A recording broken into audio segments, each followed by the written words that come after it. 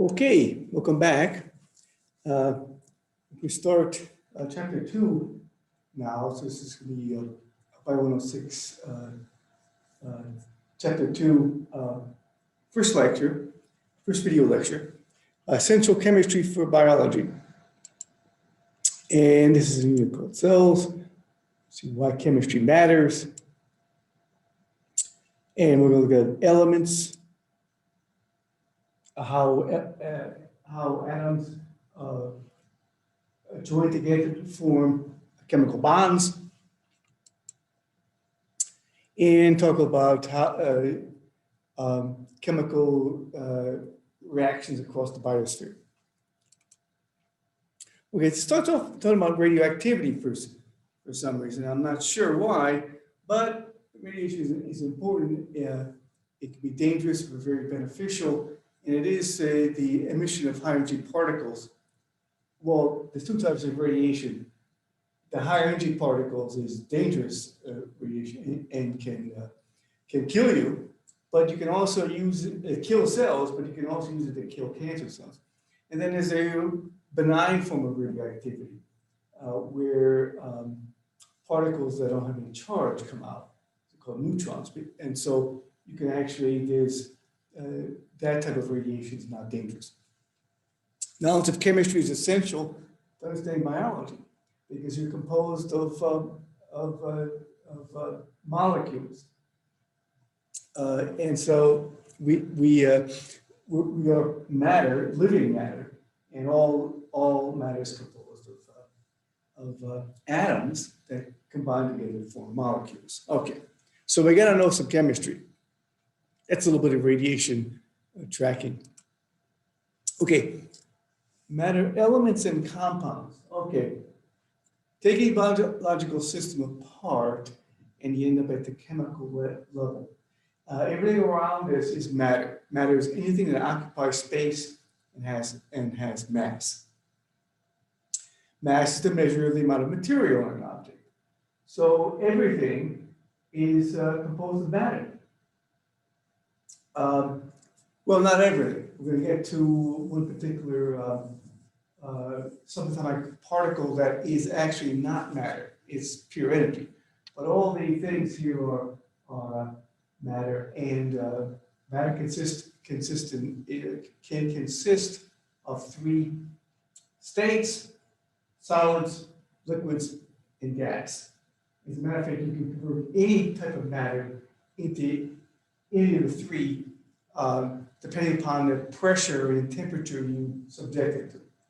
We're going to be talking about the state of matter for something that's at what's called standard temperature and pressure. And that is, standard temperature is about 20-something degrees Celsius. And remember, we're going to use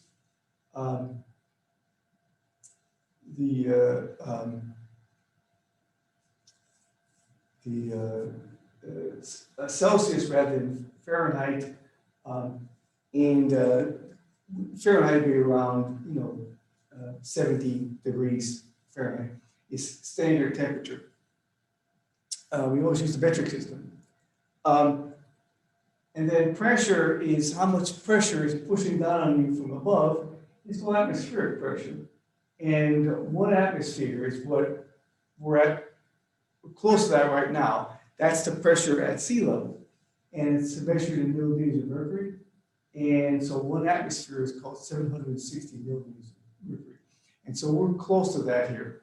And that's standard temperature and pressure. So at standard temperature and pressure, a table is solid. Water is a liquid. But remember, water, if you cool down water, we can turn it into a solid. If we heat up water, we can turn it into a gas, water vapor. Okay. An element is a substance that cannot be broken down into other substances by chemical means. So an element is like the basic unit of matter. Right? And matter is composed of atoms. I'm going to get into atoms in a bit. All matter is composed of chemical elements. So everything in the room here, everything in you, everything you breathe in is composed of chemical elements. All right. Usually bonded together in chemical bonds. And so we'll be talking about, in this chapter, several types of chemical bonds.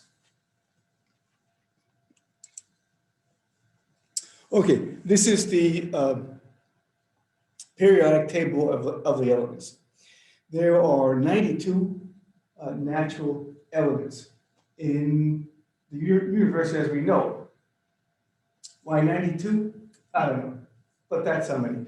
There's actually like about 106 or 110 or something, but everything past 92 uranium is artificial. You can actually make new elements, but they're usually highly radioactive and they only last like a fraction of a second, I think. Except one that's actually atomic number 94, which is plutonium. That has a use, that's the fuel of nuclear weapons. So that's not a real great one. But anyway, so we're gonna, now it talks about stuff there that we haven't talked about. You probably already know this, that atoms are composed of subatomic particles, protons, electrons, and neutrons. Atomic number on the top of each one of these is the number of protons in the nucleus of that atom. Then you have an element symbol. It's usually like the first letter in the name of the element, like C would be carbon. Sometimes it has two letters, like Mn and Mo, because they both begin with M. Sometimes it's not the English name for the element, but sometimes it's the Latin name. Like sodium is Na, because sodium is called natrium in Latin. And there's at least one, I think the W is actually, stands for the German name for that element. And the atomic mass down below is the mass of average atom of that element. And we're going to find out that that is related to how many protons and how many neutrons there are in the nucleus, because those weigh something. They have mass, not the electrons, because the electrons, let's see, where am I? The electrons don't weigh anything. They're not matter. They're little bundles of pure energy. I can't see myself on the screen here. Hang on a second. Pause it for a second.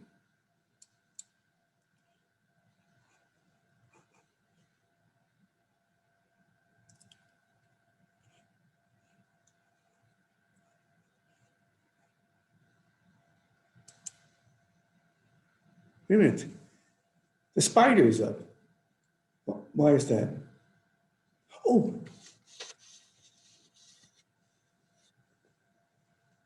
Yeah, why is the spider up? I don't know.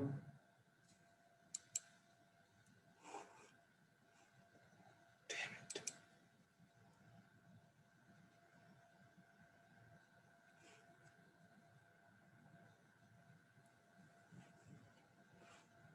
it. Something's really wrong here.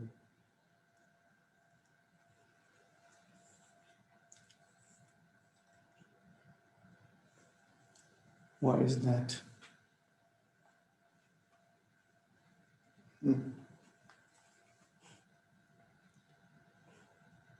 Should be recording.